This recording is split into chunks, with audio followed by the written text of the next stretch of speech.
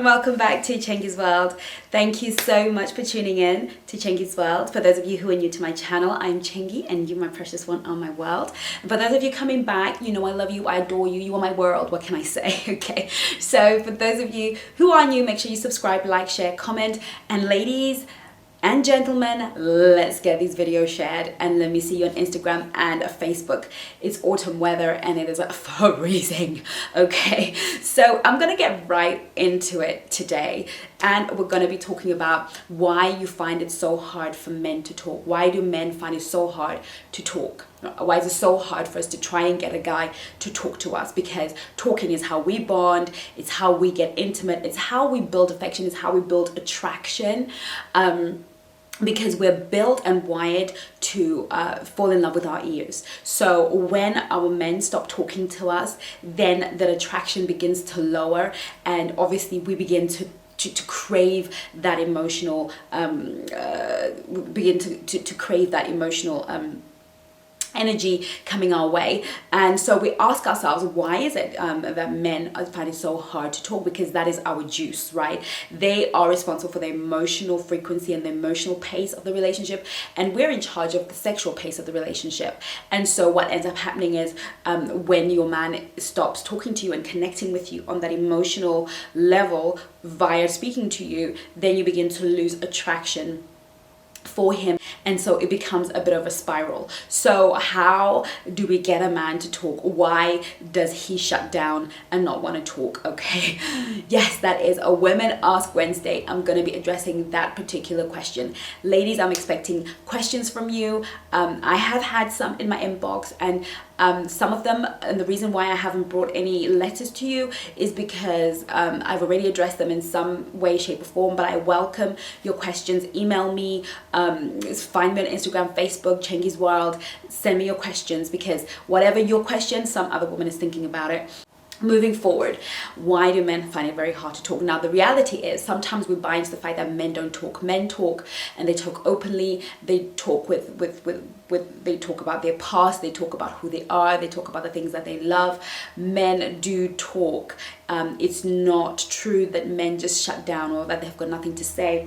But men are not comfortable within the realms of emotions. Emotions are not their most comfortable world. Now, there are emotional men out there. There are emotional men out there, and they're a very rare breed, and they're very they tend to operate in a lot of feminine energy. Okay, so they tend to be more in touch with their feminine side, which means that they tend to have quite a lot of feminine energy, and we love those guys when we first meet them. We love the guy that's emotional and can really dig into his emotions and talk to us deeply emotionally, turns us on, it ministers to us, it really gets us going and feeling like we've met somebody that we can truly create something with.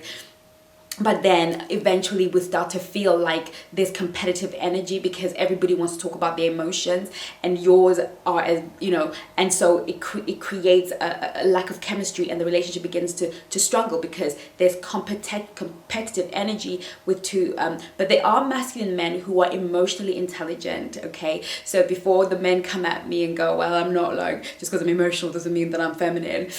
No, there are some masculine men who are masculine, who are in their masculine energy but have an emotional IQ that is higher than probably the average guy, which means they're able to best articulate what they're feeling, why they're feeling it. They have a greater sense of awareness, and they're able to articulate that to their mate, maybe not in a million words like we would as women, but in the few words that they do have, they're able to articulate it to women. So I want to talk about that guy who is in the majority, who most masculine men, the majority of masculine men don't usually have a very high emotional IQ. They find it very hard to delve into the emotions, and this is why.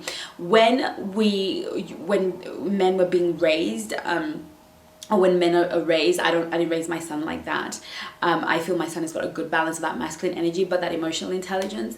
But for most of the time, when boys cry, the men would say to them, or women say, boys don't cry, or, you know, stop those tears. And if a boy was to talk about his feelings, then he's sort of seen as a pansy. You know, even I remember being a teaching assistant for reception age, which was about 3 to 4 years old, 3 to 4, sort of going on to 5, that sort of age range.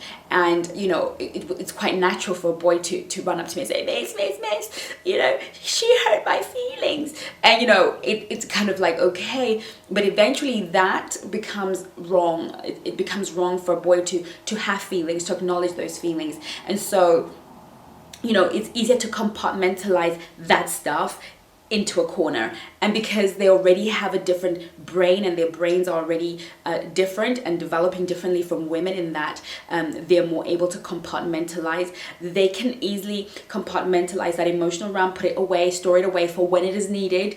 And for the rest of the time, because of the masculinity, they're focused on the task. They had to go hunting, they had to find, you know, food to feed the family, they had to go out into the wild, they had to survive wild animals, lions, everything else. They didn't have time to be worrying about how they felt. Okay, the only feelings that were allowed were fear and adrenaline and everything else that they needed to bring home the catch. So men were not biologically wired, they were not wired by society or environmentally wired to be people that enjoy delving into their emotions. So as they get older, they lock that place up. And then when they meet a woman that they love, value, or really want, or feel she's worth having, they sort of, you know, run over to the emotional compartment, because indeed their brains are like waffles. They are compartmentalized. So they go to that you know, that kind of part of their brain. They unlock that emotional space, and then from there they're very comfortable to share and talk about their childhood, and talk to you about the things they want, their expectations, their hopes, their dreams in life. They're now happy and ready to do that, but they have a limited time for that. They're doing that as currency. Just as us as women, we don't expect to always be looking pristine, everything together, hair laid, makeup on, blah blah blah. We don't come into the picture ready and prepared to do all that, or to be all that forever. We will put out that enticing you know, dress, and we'll put on the makeup and the hair, and we'll do all of that because really we are trying to initially get his interest. So everybody comes to the table and they're trading you know, they're trading that sort of currency. Now some women, like those intelligent women, those men with a high emotional IQ, some women are able to maintain, because they understand the dynamic of having to maintain that sexual tension, that sexual attraction, and that sexual appearance. And some men understand that to keep their women happy, they have to maintain a degree of emotional openness in order to keep their women happy, not for them to feel happy, but for their woman to feel happy. So they keep those lines of communication open, not all the time, but most of the time. But this is a rare breed. The breed that most women have to deal with pretty much all the time is the man that when he has done that, you bonded. When you met him, he opened his heart, he spoke to you openly, he was happy to divulge even secrets, things he's never told anybody, because that was his currency. He trusted you. You created that safe space that we spoke about on Man Talk Monday. You created that safe space. He knew that he could be open and honest with you. And now he's come into a different place and space. Now he has got you. Now he has your love. Now he has your affection. Now he has your commitment. What he's gonna do is go back to that compartment, lock it up, and then go ahead and do the rest of what he's always done. At this point, you're feeling like you've been hijacked. Like, hello, I was on this path with you, I think. Where have you disappeared to? And he's thinking, what's your problem? Like, hello, you know. And so it becomes a bit of a trick to really get a man to really talk to you, especially when you're hurt, for him to listen to you in such a way that he understands your hurt. Now, part of why men don't want to talk is that thing that I spoke about in Men Talk Monday, the video before this one, where a man doesn't want to feel inadequate or that he's unable to please you. Now, a man, when he shuts down that emotional vault, he understands that he's taken something away from the relationship, but it just doesn't want to keep it open all the time. It's too much. It's too much hassle, and for some, it's too painful. So it's a little bit like asking me. I'm gonna say women, because women are really smart nowadays and they really know things about mechanics, but I am really like terrible with mechanics. I'm a real girl going around cars. All I know how to do really is drive one, put fuel in one, yeah, pretty much mastered that. But do not ask me to figure out what the lights on my dashboard are saying, and do not ask me to open the the front bit and look at the wires. And I pretty much get men to put water in my car, oil in my car. I get the men in my life to do that. So I just am so rubbish, and I could learn, but I just think there's so many other things that I could be wasting, that I could be learning. Okay. And I do feel that it keeps me in my feminine energy. It's part of who I am. I like to not be able to do certain things and to sort of have men do it for me. And if you're asking yourself, what would happen if I found myself in the middle, there's always the AA. Hello. Okay, there's always a rescue service. So, okay, maybe I should make an effort. But let's get back to the topic. The reality is, if you ask me to open the bonnet of a car and try and tell you what the carburetor is and blah, blah, blah, blah, blah, that's very similar. If you feel if you're anything like me and you know nothing about mechanics and you feel some kind of way, and a man is like, okay, can you go open the bonnet and do some, and put the carburetor together with, and starts giving you all these terms and conditions. It's not that you're dumb enough that you can't do it, but it's the same as now you have to really read everything and go to YouTube and figure out what the red wire means. And it's such a chore that it's like, oh, can we just hire someone to do it? That's exactly how men feel when we're asking them to journey into the emotional space. It's like, oh, and they're afraid that, if I'd done something, if I showed myself to be inadequate in this situation. So part of the journey is to create a place and a space. So, the first thing that you can say is to make an appointment with him and say to him, babe, there's something I really want to talk to you about. Is this a good time to talk about it? And he will either say yes, no, or maybe. If he says yes, then that means that he's okay to journey to that little cabinet and open it for you in that moment. But if you just go in there with your chat, then it's probably going to create that conflict, because he feels disrespected, because that asking allows him to feel respected, and men need respect more than they need love. So, and for them, love is respect. So it's kind of intertwined. It's not one or the other. Okay, so for that guy, that's really what he needs. So ask permission to have that conversation. But even then, he's still gonna feel nervous and apprehensive. Okay, but another thing that you can do is ask permission when he is doing something that he likes. For most things that you can do to get your man to talk to you is to do something that you know that he enjoys doing, and being in a place where he's working, because sometimes sitting with you on a sofa to have that emotional conversation is like asking for torture. It's like torture. Okay, sometimes and I can be like this, and I'm a woman. I like, if I'm gonna have an important conversation, to be in movement.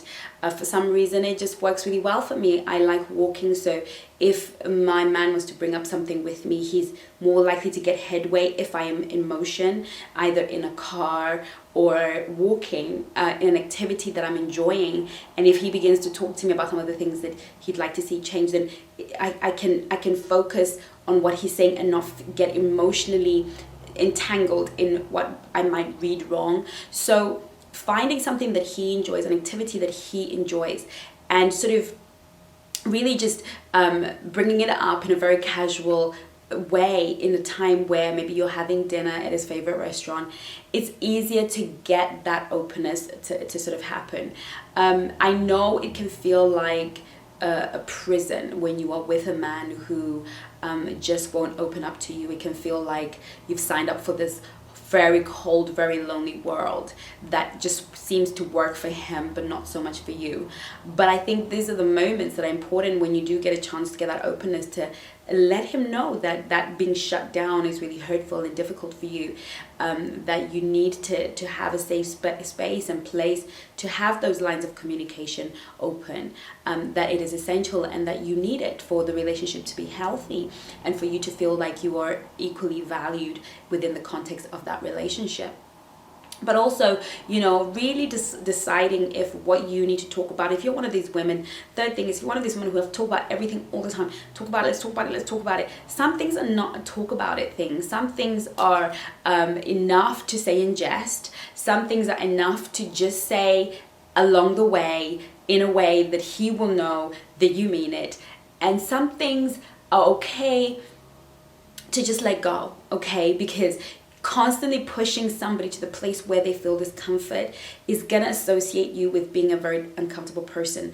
Now, if you feel that you are emotionally starved in that relationship, you've tried to talk, you've tried to go where he feels comfortable, you've tried to meet him halfway, then to be honest, you're probably not compatible with that person. And you have to really think about your long-term desires and core needs in that relationship. It's a time for you to really consider if, whilst you might be sexually compatible, you might get on other levels, if communication is a core need of yours and you've attempted to speak to him and he's not able to meet that need, then it is really important that at this point you take a step back and consider whether or not that relationship is going to serve you long term, because you will feel like you are in a cold box, ice box, if you're constantly in a place where you feel you cannot communicate or that So I certainly hope that was helpful, that you were able to really think about what works for you long term, because sometimes we make short-term decisions because it was wonderful in the beginning, but it's not been able to be sustained. And he's probably showing you what he can offer you long term. So there's no point in trying to push and press into something that he really and genuinely cannot give you long term. So I certainly hope this video was really helpful and it answers your questions. And if there's anything that I've not covered, feel free to ask in the comments box and I'll get back to you. So thank you so much for watching. Take care of you. Love you lots.